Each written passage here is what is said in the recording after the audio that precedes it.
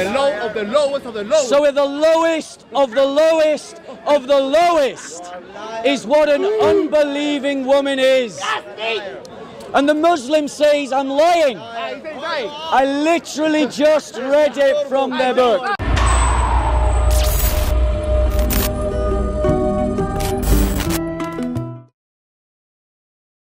So my next topic... What's the next topic, Bob? The next topic is to talk about whether the Quran is a hate book. Quran hate. Whether it preaches hatred towards Jews and Christians. Now, I want to state that I don't believe in, nor do I support anyone who speaks hatred against Muslims. This is not what this is about. Some Muslims are wonderful people. Some Muslims are some Muslims are criminals. Some Muslims are just like me. They're about a good mixture of both. Neither being too good nor too bad. That's the truth. But Islam as an ideology and a narrative, are you ready with the first one? It's written there for you. If it's written there, you know what it is. So the Quran and Islam teaches hate towards Christians and Jews. Let me start to prove that for you. Which one is it? 33:26. What does it say, Bob? It says, and those of the people of the book who aided them, Allah did take them down from their strongholds and cast terror into their hearts, so that some ye slew and some ye made prisoners. Next one, please. That's talking about Christians and Jews, and the Quran is saying, and it is praising as praiseworthy, violence against Christians and Jews. Are you ready? When you're ready with the next one, let me know. Imagine for a second if we started quoting some of the medieval writers of the church that talked about, in the time of the Crusades, started talking about violence against Muslims. Wouldn't we be accused of Islamophobia? Of course. Well, this is coming from their religious book. Their religious book is preaching hatred against Christians and Jews. Surah 60:13. 60:13. Read it, Bob. Surah 60:13. It reads, What does it say, Bob? ye who believe, turn not for friendship to people on whom is the wrath of Allah, of the hereafter. They are already in despair, just as the unbelievers are in despair about those buried in the graves. Turn not in friendship. Imagine if I said, don't become friends with the Muslims. If I said this on camera, the Muslims would rightly accuse me of Islamophobia. And I say, if you meet a cultural Muslim who's not interested in political Islam and he doesn't want to impose Islam on the world, it's fine to be his friend. We have to oppose the Islamists. But the Quran is saying, turn not in friendship to Christians and Jews. In verses 6 it reads, What does it say, Bob? those who reject the truth among the people of the book, The Jews and Christians. among the polytheists, will be hellfire, to dwell therein, for they are the worst of creatures. The worst of creatures. Worse than rats. Imagine if the BNP produced a leaflet that said Muslims were the worst kind of people. Everyone would rightly be outraged and accuse them of Islamophobia. But the Quran is calling Jews and Christians the worst of creatures. Disgusting! How is that not Christophobia coming from the Quran? Surah 2:221. Surah 2:221 reads this. What does it say, Bob? Do not marry unbelieving women until they believe. a slave woman who believes is better than an unbelieving woman. Now you've got to understand the socio-cultural matrix of slavery to understand what bigotry I just read to you. The slaves were the lowest of the low in the slave trading communities, and the Quran has just said that an unbelieving woman is worse than a slave. Worse than a believing slave. The low of the lowest of the low. So the lowest of the lowest of the lowest is what an unbelieving woman is. And the Muslim says I'm lying. I literally just read it from their book. No, this surah goes on to say, I'm still reading. Don't encourage him. Even though she'll lure you, nor marry your girls to unbelievers until they believe. A manslave who believes is better than an unbeliever.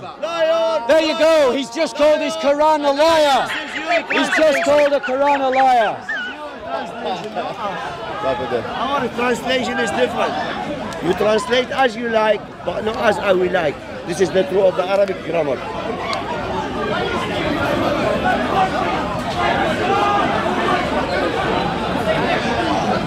Will you stay with the camera?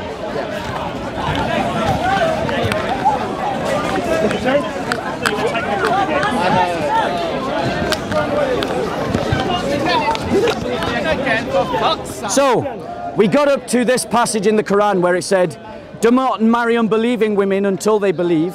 A slave woman who believes is better than an unbelieving woman. So the women who don't believe in Islam are called the lowest of the low. It goes on to say, even though she allure you, nor marry your girls to unbelievers until they believe. A manslave who believes is better than an unbeliever. Although he allure you, unbelievers do but beckon you to the fire, but Allah beckons you by his grace to the gardens of bliss and forgiveness, and makes his sign clear to mankind that they may receive admonition. Sorry, I'm talking here. So the reality is that the Quran is saying that unbelievers are worse than slaves. Now, in a world in which the slaves were the lowest of the low, it's saying that unbelievers are worse than that. How is that not hatred? Think about that. We sit in a Christian worldview in which we believe that all human beings have equal dignity. The Quran does not share that worldview. The Quran sits in a worldview in which some people are better than others, and if you are a slave Muslim, you're better than any unbeliever. And this is the reason for so much economic prejudice against Christians in Muslim lands. In Surah 5:33, it says this. And imagine, ladies and gentlemen, if the BNP issued a pamphlet that said that Muslims were worse than, I don't know, pedophiles, who in our society are considered the lowest of the low. If they said that, how would the world respond? And yet this kind of prejudice is coming from this book. It says in Surah 5:33, the punishment of those who wage war against Allah and against his messenger and strive with might and main for mischief through the land is execution or crucifixion or the cutting off of hands and feet from opposite sides or exile from the land. That is the punishment that will be inflicted upon Christians and Jews in a Sharia system. But imagine if we passed a law saying that if a Muslim commits a crime, we're going to kick them out of the country. Their religion is saying that one of the punishments for committing a crime is that you can be kicked out of the country. The British, if the British state were to do that, as it has tried to do with Shamima Begum, the progressives would be in uproar. So why aren't you in uproar about what this Quran says? In Surah 5, ayah 14, it says the following: from those two who call themselves Christian, we did take a covenant, but they forgot a good part of the message that was sent to them, so we estranged them with an enmity and hatred between the one and the other to the day of judgment, and soon Allah will show them what it is they have done. So because of the way that Allah views the Jews and the Christians, you begin to see why Muslims support these kinds of punishments and these kinds of attitudes against Jews and Christians, because they're reflecting their attitude of their God. Perfect. In Surah 5, ayah 60, it says the following. There's a passage in the Quran, I know it exists, where it talks about non-Muslims as pigs and apes. So let's see if we can just find that.